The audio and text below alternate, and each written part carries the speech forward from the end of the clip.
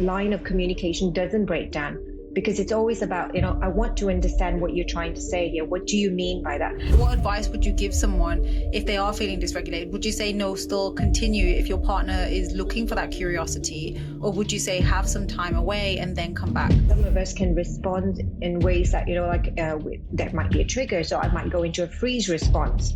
So I might just stop talking because I'm just so upset. And for your partner, for the other person, it might seem like you're really being difficult here. Hi everyone, and welcome back to another episode of Therapized. And this episode is a very special one because it's not only a colleague that I have here, but also a very special friend. And we are going to be talking and deep diving all about healthy relationships. So Balwinder and short Bal, how are you today? I'm good. Looking forward to this. I'm wondering what you're going to be asking me. So yeah. So just for anyone who's listening, I haven't told Bal what we're actually discussing. I just said, you're going to come onto the podcast and we're going to talk about healthy relationships. So she has no idea what I'm going to be asking. But she's a good sport because she's here. So Bal, first of all, how long have you been a therapist for? Just so people know a little bit more about your background. I guess now I keep saying this, it's been a few years now, but I keep saying over 15 years, but it must be longer, probably about 16, 17 years now. So yeah, pretty long. Yeah. And if we think of like the type of people that you work with, so I know that you work with couples. Can you give us a bit more information about who are the types of people that you work with? So adults, a lot of my work is around with adults, children, couples, families.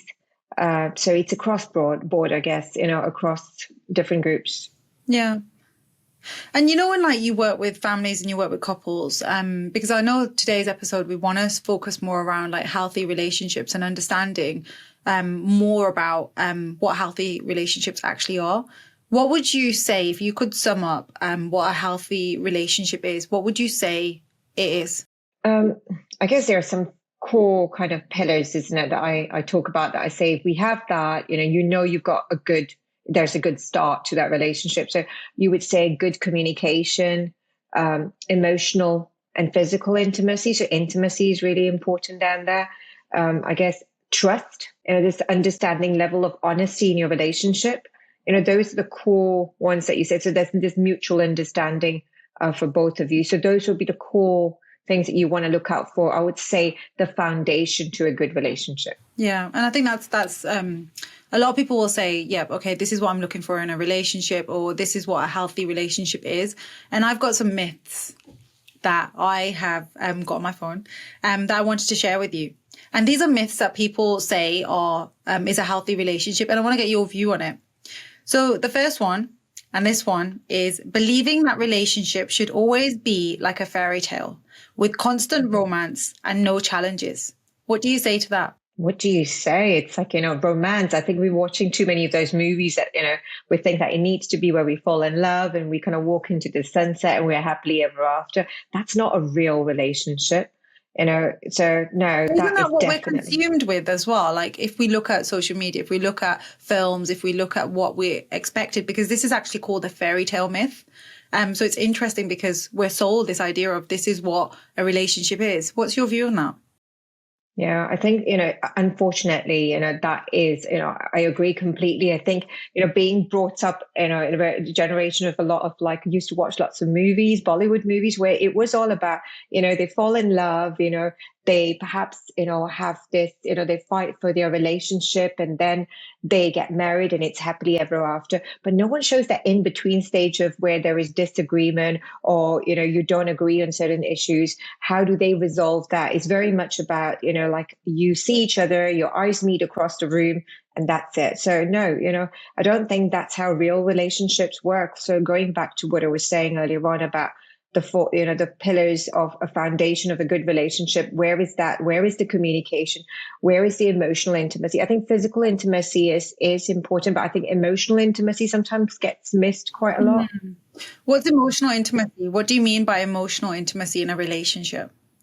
So mutual understanding each other, being connected, I also think sometimes we think that, our partners need to be our best friends. And I don't think you have to be best friends, but I think there needs to be a level of understanding with each other where you're able to openly communicate how you feel, what you want, what you don't.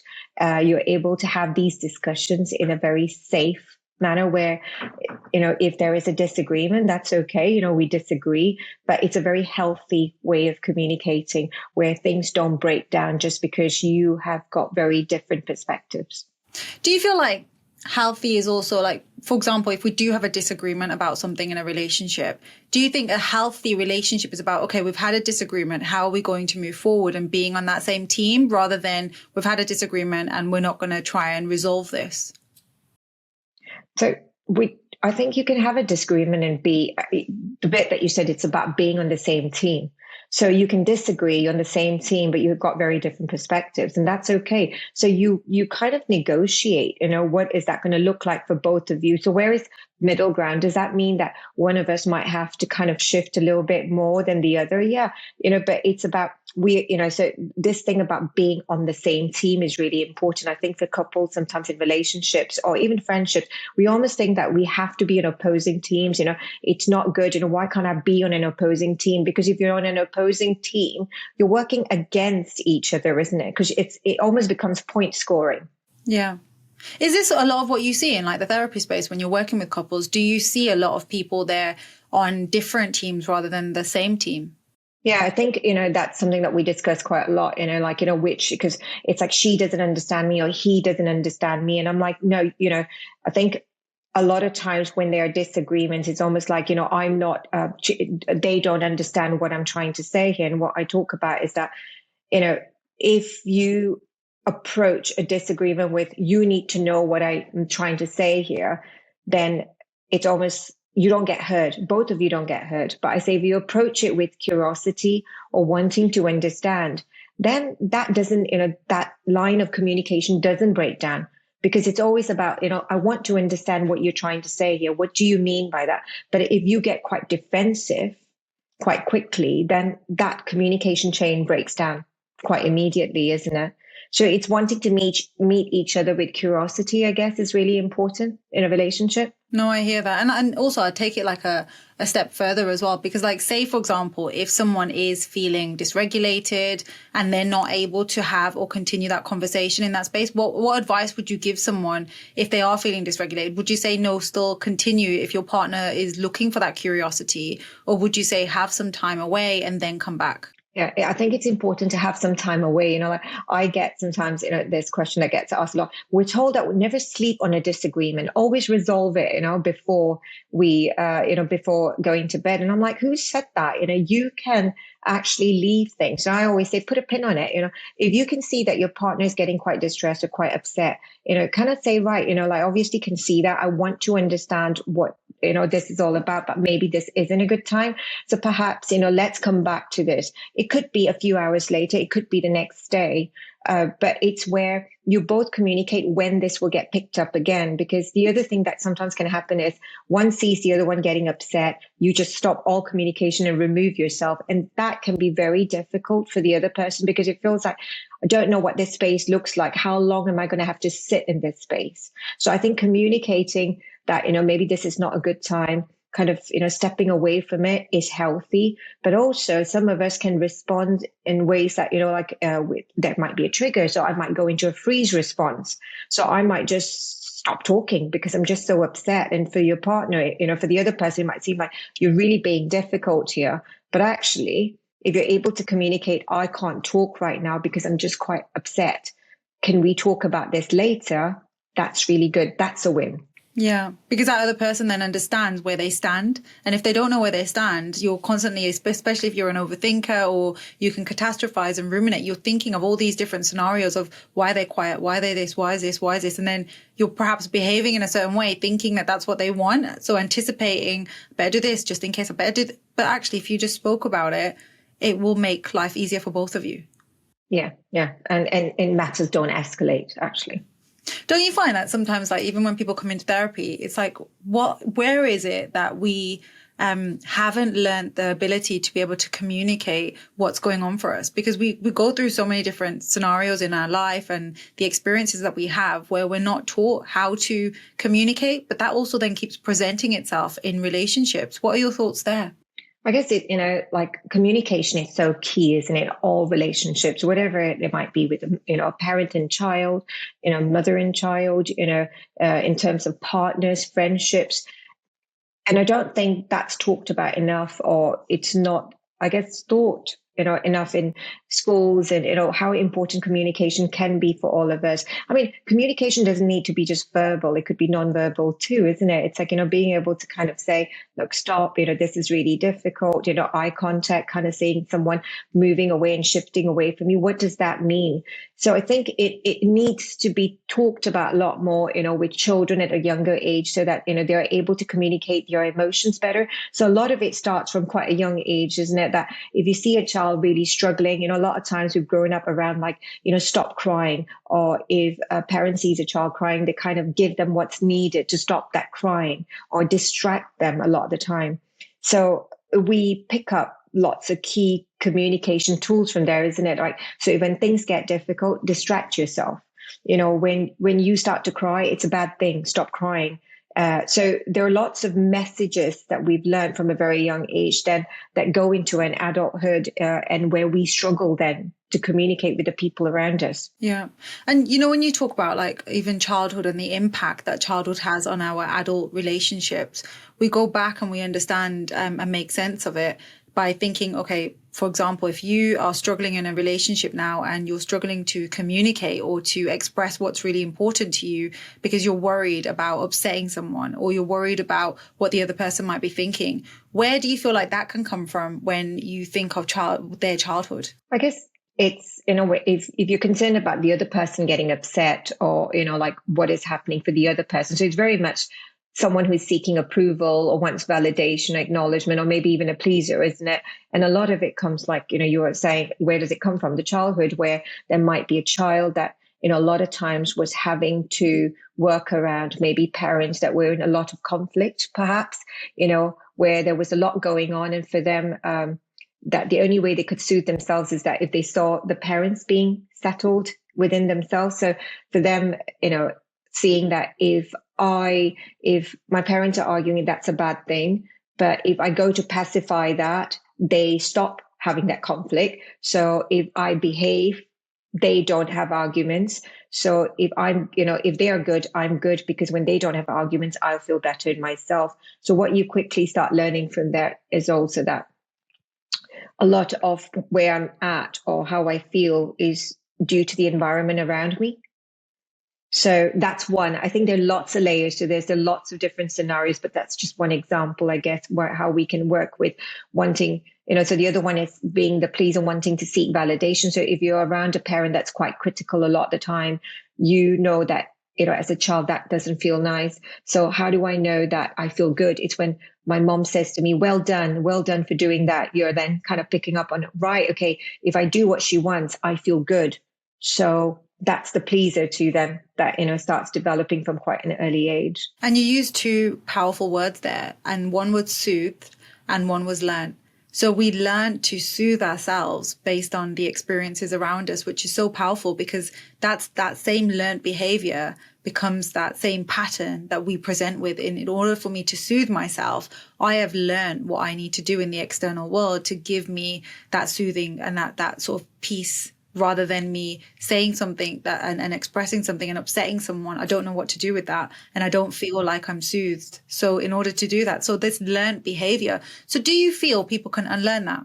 Yeah, I guess that's what the therapy world is all about, isn't it? It's about unlearning some of these, I guess, behaviors and thought processes. And I guess, even how we do relationships, isn't it? Is things that can change, and how we change is by going back into time and undoing some of those experiences, and how you as a child witnessed the world, and how you saw things, and how you formed your value systems from such a young age. It's almost going back and almost walking through life with them and kind of saying, actually, how you did, how you saw things is not how it really played out, and how this is meant to look like. So I always talk about, for a child, sometimes it's so important to kind of make sure that the child doesn't do 2 add 2 and make it 6. We need to make sure that the child's doing 2 add 2 is 4. So we're undoing the 6 and showing them it's actually 4. So in doing that, they heal. The child within them heals. And then as adults, we can actually change those relationships that we have. And then we're able to pick up a lot more quicker, isn't it? Like, this is what's happening for me. I can see I do that with my boss. Or I can see I do that with my partner. Yeah. And it's also something really beautiful that you said, is that you walk through life with them. And when we think of even kids now, like a child might say, oh, I went to nursery and someone said this to me. But you know that didn't happen in that way. But that's their narrative. And these are narratives. When we think of all the different experiences that we've been through in life, there's different narratives that we have created. We have created a narrative based on what we have perceived in that moment. So when you're, I suppose, reflecting back in life and thinking about all their experiences, you're giving a different perspective of what could have happened. So they're healing that inner child, they're understanding, but they also know how to take and work with that inner child so they can give themselves what they need. Mm-hmm. Yeah, exactly that, which is very powerful. Okay, let's move on to another myth. So another one that I have here is thinking that your partner should fulfill all your needs and make you completely happy at all times. That would be wonderful if it really happened in real life, isn't it? That is impossible because, as partners, we can't make everything happen, like for our partners and make sure that they are going to be happy. We are responsible for our own happiness, not for anyone else's. As long as you are in a good space, then inadvertently your relationship can be in a good space. But if you are looking at the other person to make you happy, then that's the wrong kind of combination there, isn't it? Because this whole thing about being, happiness, it's from within. It's not from the outside. So it's not down to your partner to make you happy. That's also really interesting because that one's called the one perfect partner. But people have this belief. People are living in this world with a belief that my partner is going to fulfill all my needs and make me completely happy at all times. And if they don't, then this relationship is not for me. So people are living in this way. So for someone living in that way, what would you want to say to them? You can't find that one person that completes you. I think this whole thing about, they complete me or we complete each other. And I'm like, no one completes you. You complete yourself. So, it's about you, it's the realization that I've got to make sure that I'm as complete as I can be. I don't think any one of us are completely, we are going to be totally complete at any point because we're always growing. We're always developing over time. But where you are at, that needs to be a good space. And then you invite someone into your space and you share that space with that person. But that person does not complete you. I always say they are your bonus ball. You're in a good space already and that person adds on to your life. So that's a very good, healthy relationship, isn't it? Because if it ever came to it that this bonus ball went, you're still okay because you're still grounded. You're still in a good space. But a lot of times where we struggle with relationships that break down and, it's very hard to move from those relationships is because we took that person as a person that completed us. And when that person is gone, we feel like we don't know how to pick ourselves back up again. Yeah. There's like this dependency on you having this other half because you think you're only half and it's like, I need this person to complete me, but you're not half. You're an individual person. A full person, isn't it? Yeah. Okay, let's move on to the next one. So next one is believing that disagreements and arguments are signs of a failing relationship rather than recognizing them as natural parts of communication and growth. I'm smiling because I'm always saying, so when I've got couples who come to couples therapy and they go like, we disagree. I'm like, good. This is good. This is healthy. And they kind of look at me going, what, really? And I'm like, yes, because if someone comes to you and say, we never argue, we've got no issues. I'm like, okay. This doesn't sound right. What is going on?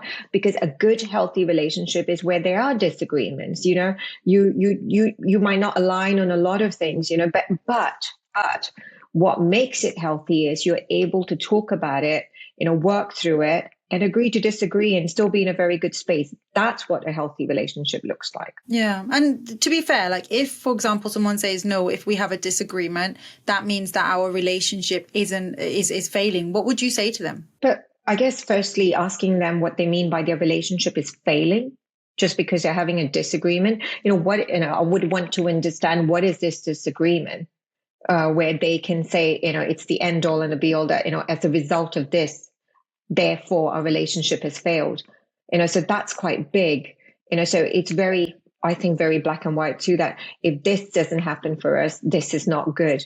So, there is a lot that's being placed on this one disagreement that results in it failing. So I think it'd be important. I mean, if this disagreement is something quite big, like I don't think, an emotional affair is really an affair. It's not really cheating on your partner. And you really feel like actually that is, like I'm giving you an example here.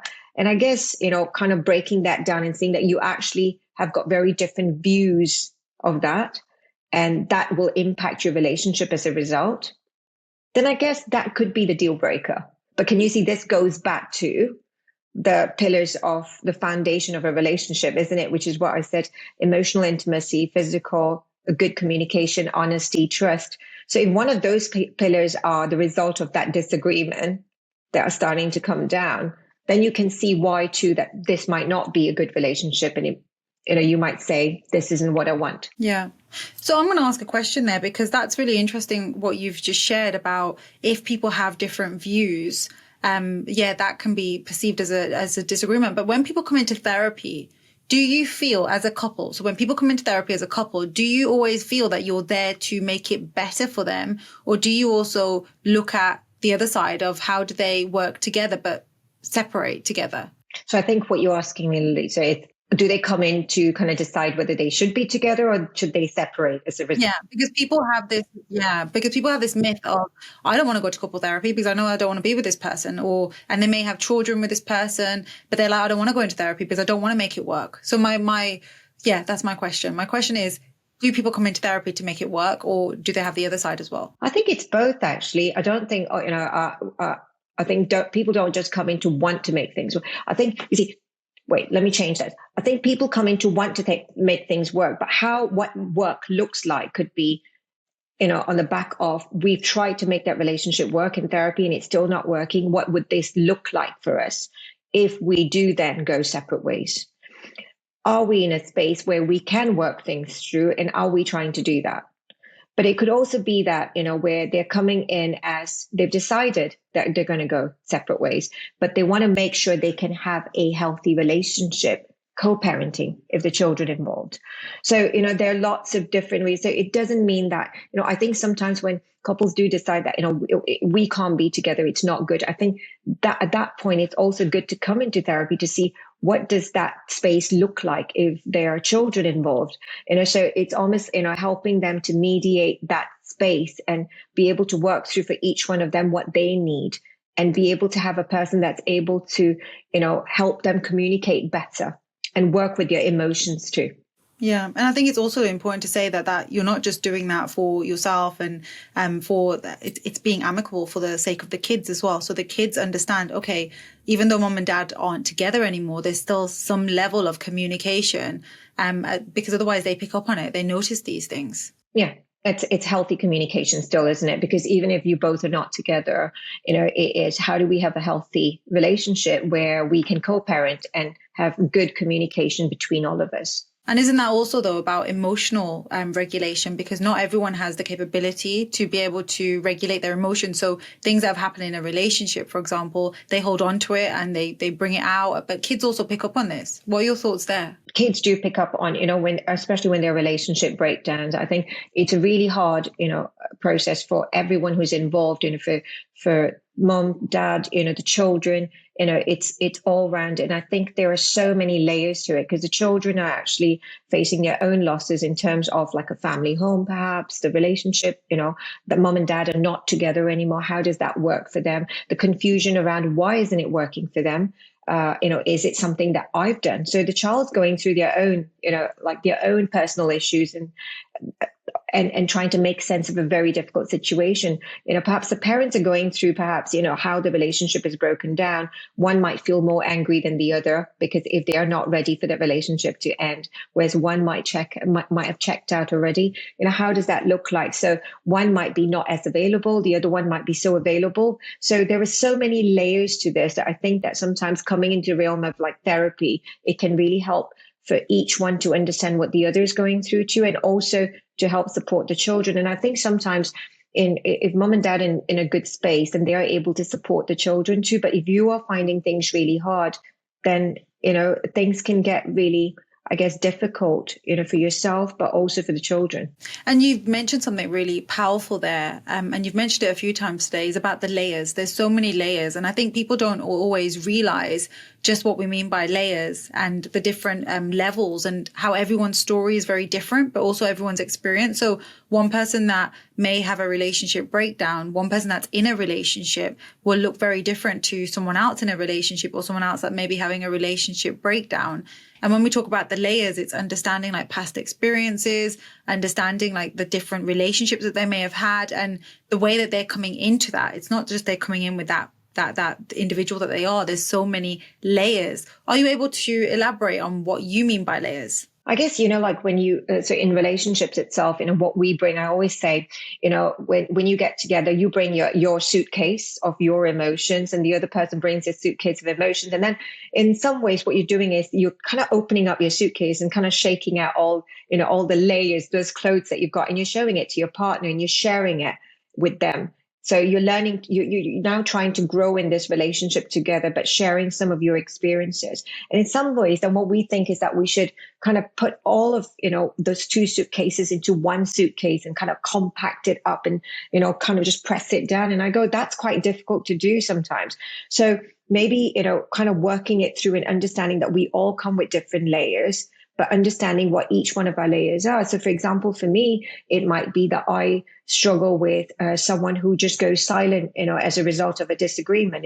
They can't talk because they've got their own personal experiences. So they might go into a freeze mode.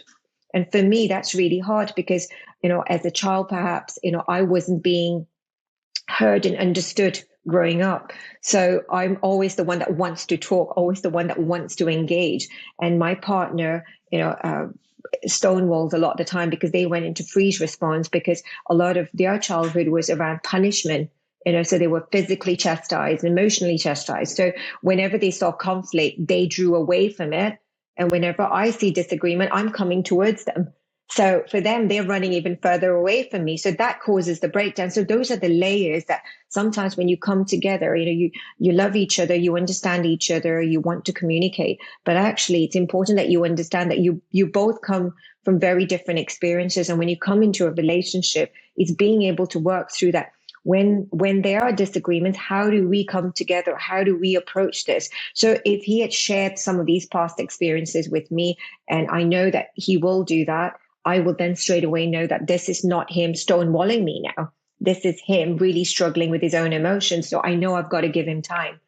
And he will, and he will move forward. And for him, he understands that if he just removes himself, that's really difficult. Like you were saying earlier, later, like it's so you have to sit with that emotion. And sometimes it's really difficult. So for me, I would communicate, look, if you can't talk about it right now, give me a time, give me a day that you can. So for me, it soothes me. So can you see how well then we can work together? But we've got to work through those layers then to be able to meet at this point. So here's a question for you. Do you think that people should be looking at each of the suitcases before they commit to getting married and continuing a life together? Yeah. I think, I think it's good to do that before you kind of, commit and want to have a long-term relationship, to work through some of this.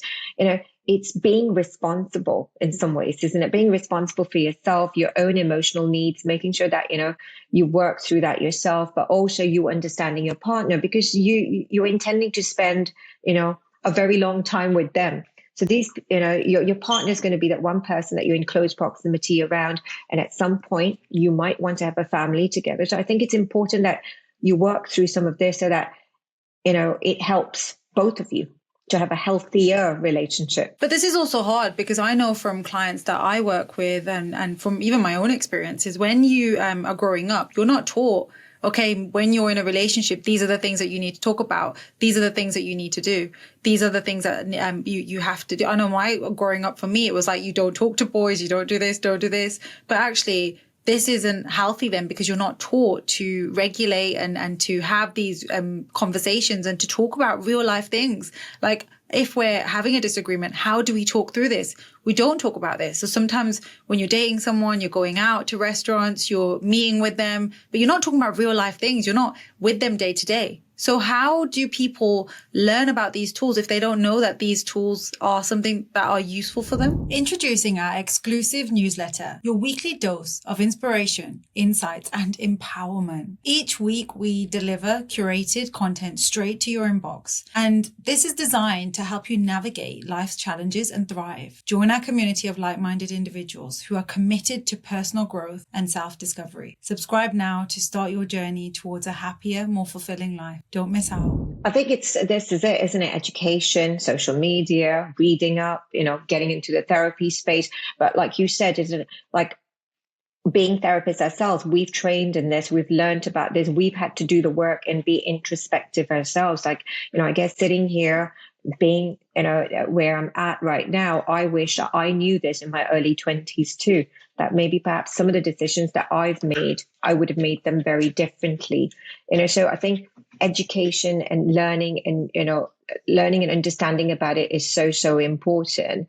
But I think, a lot of times we're told, isn't it, like, oh no, it's what you started off with, the fairy tale myth. We're not told that, no, these conversations are really important. Understanding each other's past, understanding what has happened for each one of us is really important, because that actually draws us closer together, which is the emotional intimacy. Yeah. But is everyone available for that emotional intimacy? I don't think everyone is, and I don't think everyone's, ready for it.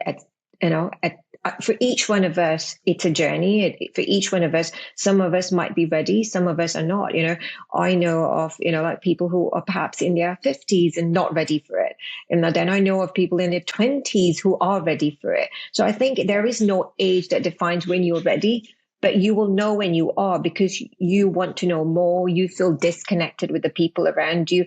And when you seek that connection is when you know you're ready, because you want to have a deeper level of a relationship, like the deep dive that you talk about. So it's wanting to go deeper in your relationships is when you know you're ready now to work through that. And it's interesting, isn't it? Like when we look at experiences, is if for example, you're not taught these tools growing up, and you're not taught to look into your emotions and to speak to your partner in this way, sometimes you can be closed off in that way. But then when you're closed off, you then enter a relationship where the other person might be closed off as well.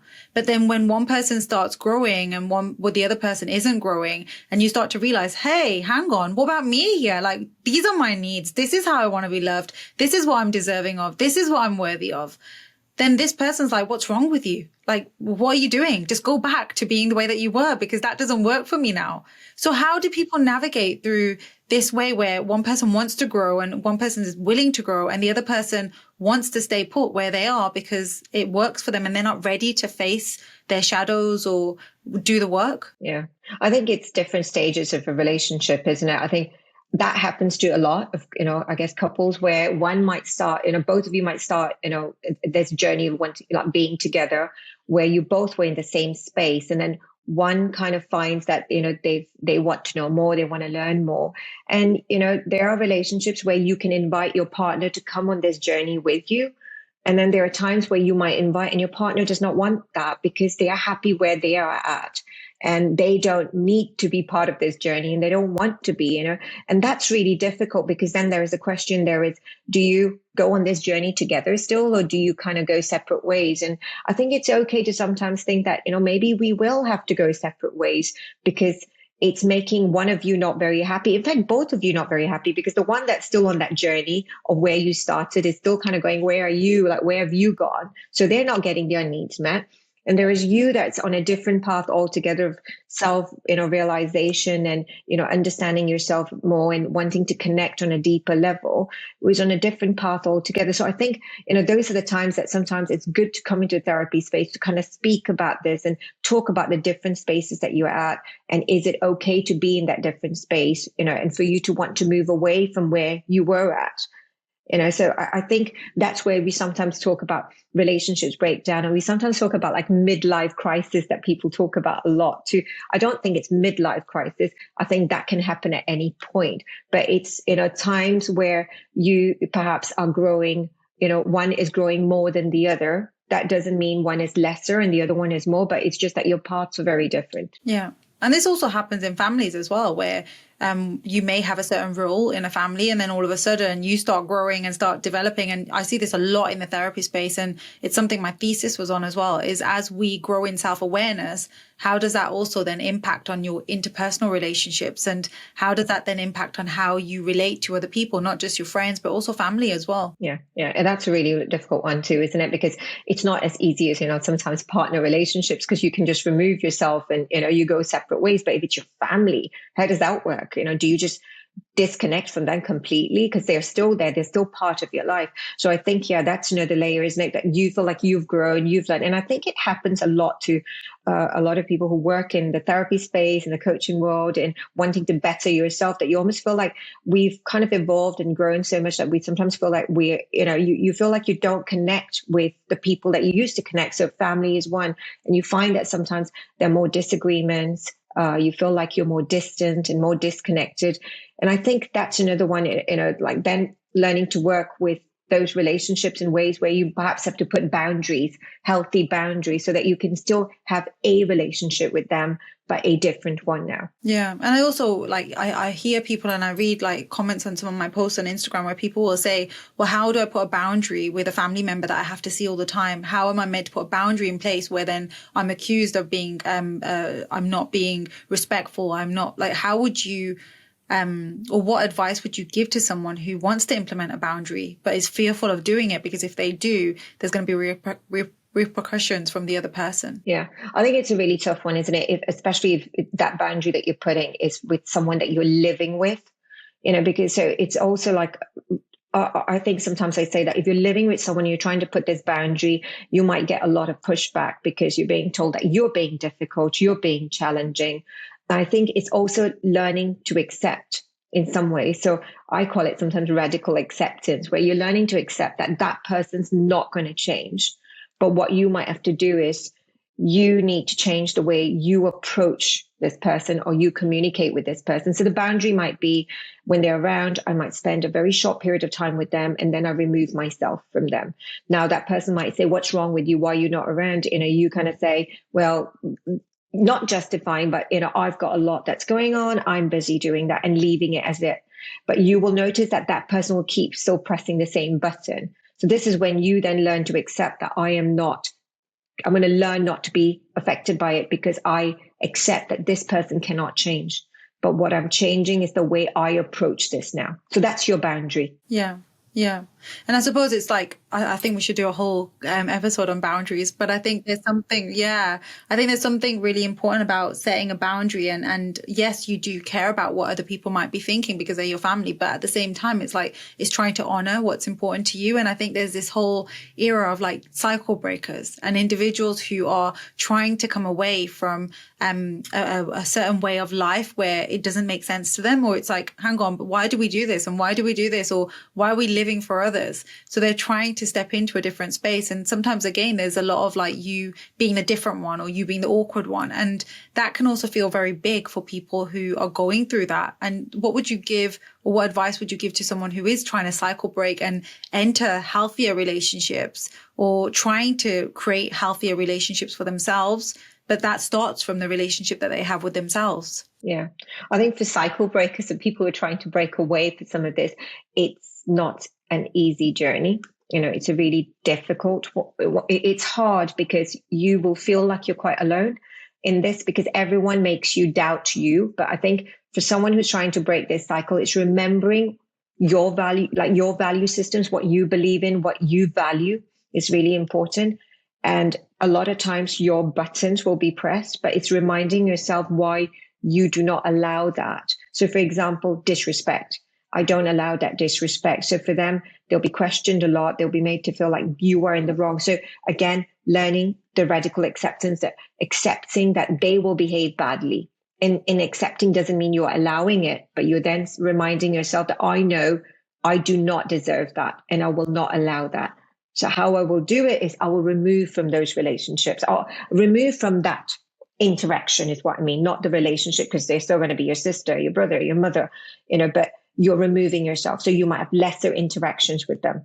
you might put more distance. Yeah, and I'm going to add something to that, because when we talk about disrespect and we talk about respect, one person's version of respect might be very different to someone else's version of respect. So how does that work? How do people communicate if they're speaking different languages? Yeah, but there is so much that we can talk about this, isn't it? Because you're right, one person's respect is so different to another person's. Like, I guess being brought up in an Asian household, for me, respect was you don't answer back. You just don't answer back. So when I'm kind of going, oh, wait a minute, that was rude what you just said. No, you can't say that.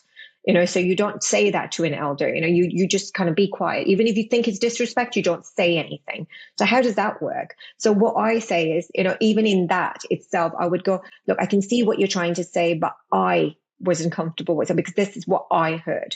So, but even to say that sometimes can be very difficult in a family environment, because you might be told, like, you don't say that. You don't say how you feel. You just take it and you walk away. So there are so many layers to this. And I think it's about, each family, each individual, your experiences will be very different. There is no one size that fits all, is what I'm going to say here. Like, what I might say to one person might not fit in another person's family, because, you might be able to put emotional distance with your sister, but the person that I'm working with might not be able to do that because your sister lives in that same household. She's there in your space all the time. How do you do that then? So then it would look quite different. So I think there isn't one size that fits all, but yes, it's a very difficult dynamic to work with. And it takes a lot of emotional energy to be the cycle breaker. And that's why sometimes, like, when we're speaking on podcasts like this and we might share something and someone takes a little snippet of that, and then one person's like, see, you're meant to respect your family. And then someone else is like, no, but you're meant to respect. So everyone takes something different. And it's really interesting because actually they're speaking different languages, but they're relating to something and they're trying to get their point across, but they're just saying something completely different to one another. But this is why it's really important, like you said, is every family is an individual, every relationship, couple, your relationship that might have with your kids, everyone's very different, because you need to look at the baggage, and baggage isn't a bad thing. Sometimes people think, oh, I don't have any baggage. I've got a clear baggage. And it's like, what? Like, there's nothing wrong with having baggage as long as it's like you understand what's in your suitcase. That's okay. And everyone's suitcase is different, but it's about you knowing and owning what is in my suitcase. What is it when someone does this, when someone goes silent on me, or when someone says that they don't want to speak to me? Like, what does that bring up for me? What's coming up for me? And why does that come up for me? So if you are deep diving into that and you have that awareness, you can then communicate that to someone else. But often we go into relationships not knowing what's in our suitcase, because we can't just do the work. We have to also experience it. And it's only through experiences in different relationship spaces that we can learn what is actually going on in our suitcase. Yeah. And a lot of times I think, Lolita, it's also around, like, some of us think, like, that was my past. I don't want to look at that, like, it's done with, like, this is my present. I'm having this relationship with my partner. I know what I want. I'm going to go into it wanting that and communicating that. Great. Fantastic. But what we forget is, we've still got our past experiences within us that can also bring up a lot. So it's, however much we might want to say the past is in the past, this is the present, and that's the future, our past still comes with us, because the child within us is still there. Like, my memories, my experiences are still there. So you can sometimes think that when someone just shouts at me, why do I get all tearful? Like, why do I just break down so quickly? That's because it's the past, something that you experience in there. So if you go, I don't want to just get so tearful just because someone raises their voice. And I go, okay, let's talk about, where did you experience that the first time? When was that happening? What was happening for you then? Because that's where we are undoing it, so that then this can change for you. Yeah. And you know what? You can do all the work that you want to. You can read all the books that you want to. But it's only until you actually are experiencing it, and in that experience, you start to realize the things that are coming up for you, and you're ready to, like, start looking at them rather than trying to dismiss them or ignore them. And every individual will bring up different parts for you. And that's where they're just mirrors. They're mirrors into your inner world, and things are coming up for you. So like you said, if someone is has ignored you, or someone shouted at you, and you're feeling like, oh, I'm in this freeze mode now, I don't really want to talk to this person, I'm just going to give them more and more and more and overcompensate because I want to get them back on side. But is that you being healthy in that relationship, or is that you developing a coping mechanism of something that you've done before in the past? And that's where you're trying to break free from that, so you can talk and say, hey, look, you've gone really quiet. I'm not sure why, but it really would help me to understand why you've gone quiet. So then I understand because I've noticed it. Yeah, exactly. And I guess, it's like, kind of moving on from there is also this whole thing about, as therapists, we know it all. We just get this, and we're great in our own personal relationships. And coming back to that is, we all, go through the same emotions, go through the same kind of trigger points. But what we've just had to do is also go back and do that work and work through it all, and still keep working through it all. So I think sometimes there's also this sense of, why do I have to go and look at my past? Like, why can't I do that? Because didn't you just do it? I'm like, no, we all do that work. And we all also sometimes make those judgment calls that are not the healthiest, where we learned later on in life, and we've, learned our shadows and our different trigger points much later. So I think what I guess, we're trying to say is, it's normalizing that as humans, we've all been through this, and we've all got the same kind of similar experiences, but we've got to work through them because they're all quite personal to each one of us and different. And I think it's also, like you've just said, is even our journey now, like there's still shadows. Shadows will continue to keep coming up for us. And it's just having the tools to be able to understand, okay, what's this about now? What's going on here? And what is this about? So you're curious, you're wanting to know more about yourself.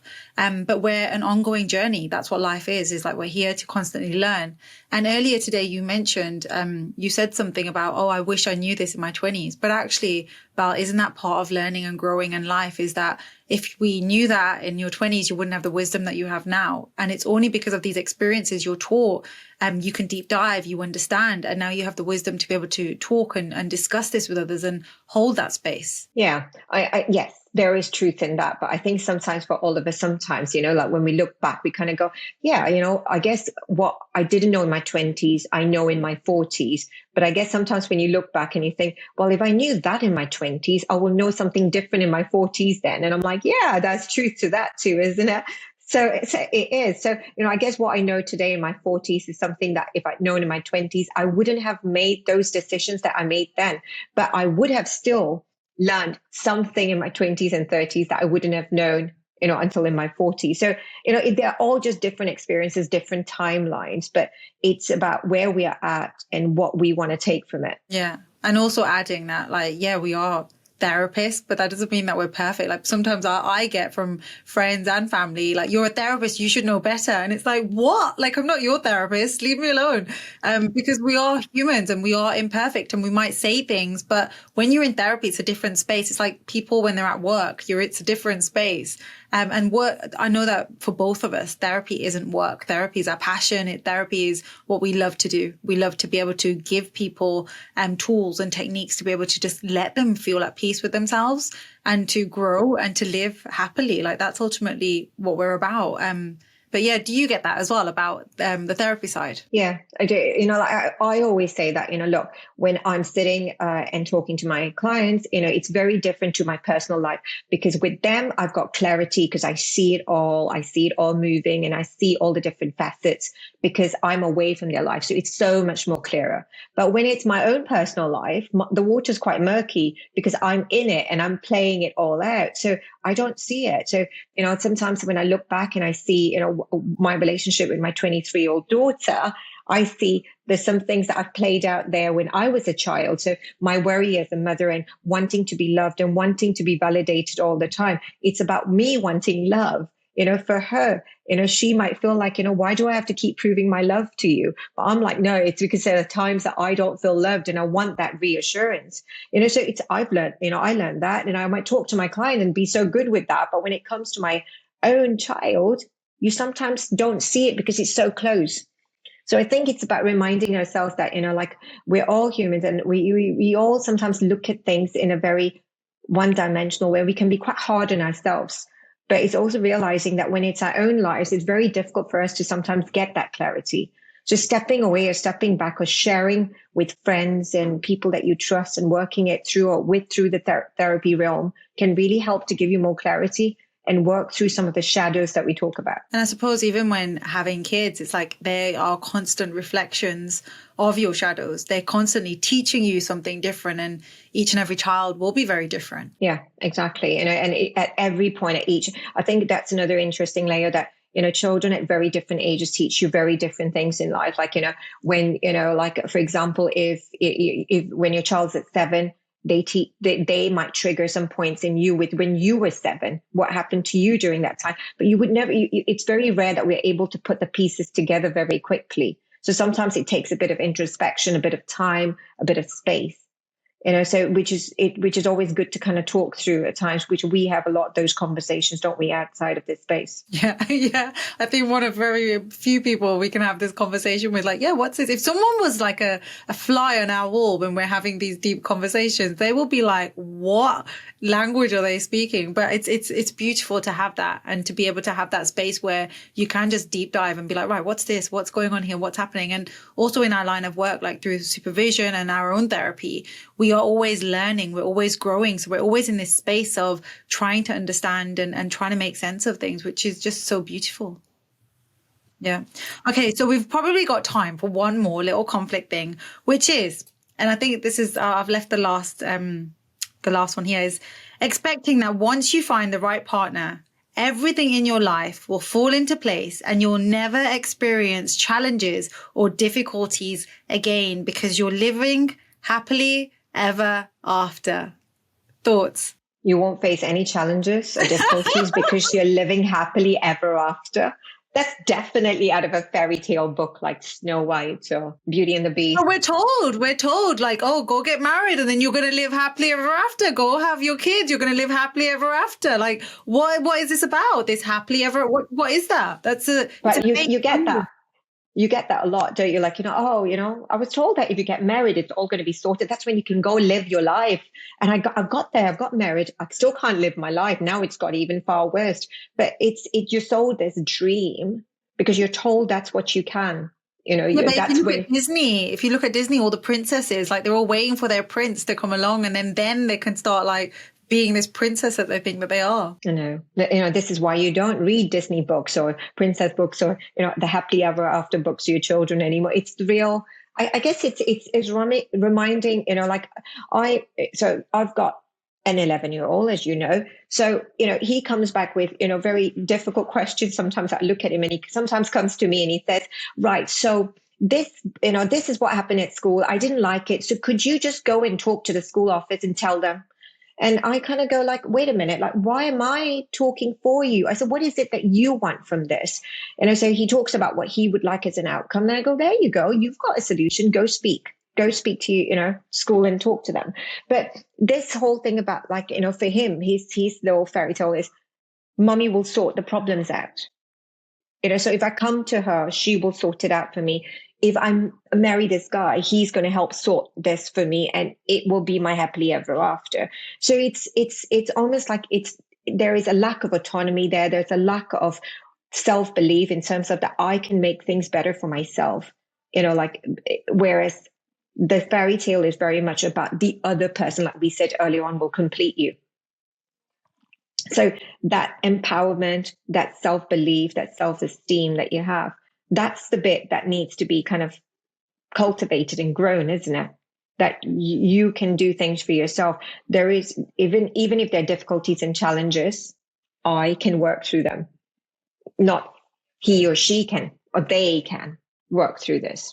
Yeah, no, I hear that. I think it's a powerful myth, because at the end of the day, that's how some people are living. They're living to meet someone, to live this happily ever after. But actually, that's where the work really starts, because when you start living with someone and growing with someone and start to live with, you start to notice things that are going on in your suitcase and vice versa. And it's like, how do you communicate? Because life and relationships isn't just like that. Relationships are very much like that, because you're growing, you're learning, and there are like difficult times, but difficult times doesn't mean that it's a bad relationship. It just means, how are you going to move forward? Yeah. And also, like, challenges are part of life. Like, so again, if you don't have a challenge, how would you kind of thrive? You love the feeling of when there is a challenge and you're able to kind of get through that. That's also quite empowering, isn't it? So when you say there's this happily ever after, there will be no difficulties and challenges, life sounds quite flat. So there's so many things that we can continue talking about. And I know we've had a full hour here already. So before we go off and we continue the rest of our lives and live happily ever after, I've got one more question I need to ask you, which I ask all my guests here. And you probably don't know, but I'm going to surprise you and put you on the spot. But before I do that, I just want to say, I think if anyone's listening today and they're keen on hearing more topics and hearing two therapists in conversation, talking about other topics, please do just comment, let us know, and we can create an episode based on that, because a lot of people have reached out asking for healthy relationships. So here's an episode, healthy relationships, and we'll continue to deep dive in other topics. So coming back to you, Bal, if you... the question I ask all guests, dun, dun, dun, dun, dun, I'm waiting, I can see your face and you're just like, just tell me. Do you feel that life is fair?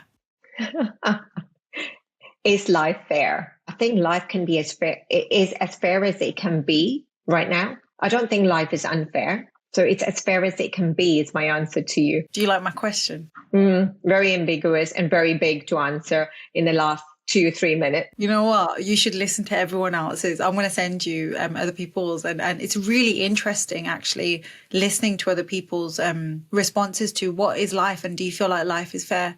Because it's such a big question, like you said, but also a very powerful question. It makes you really think, doesn't it, about life itself? I think it's about, when I say it's as fair as it can be, it is what it is. It's learning to accept it for where we are at and how we feel in this moment. I know you're going to have some time to think about it and then you're going to call me and be like, oh, actually, I've thought about it now. I've got more to say now. No. And I might say, I need an episode for that. Do you think I could come on again and talk about that? Yeah, I think we can. I think we can make that happen. But thank you for your time. I really do appreciate it. And like I said, anyone wants to hear more, please do let us know. And thank you. Take care and speak to you all soon. Bye-bye. Hey there. Are you ready to take your personal growth journey to the next level? I'm really excited to announce that my new online course is finally here. And in this course, we deep dive into topics we explore on this podcast, but with even more in-depth lessons, practical exercises, and personalized guidance. Don't miss out on this opportunity to invest in yourself and unlock your full potential. Enroll now and join me on this life-changing journey.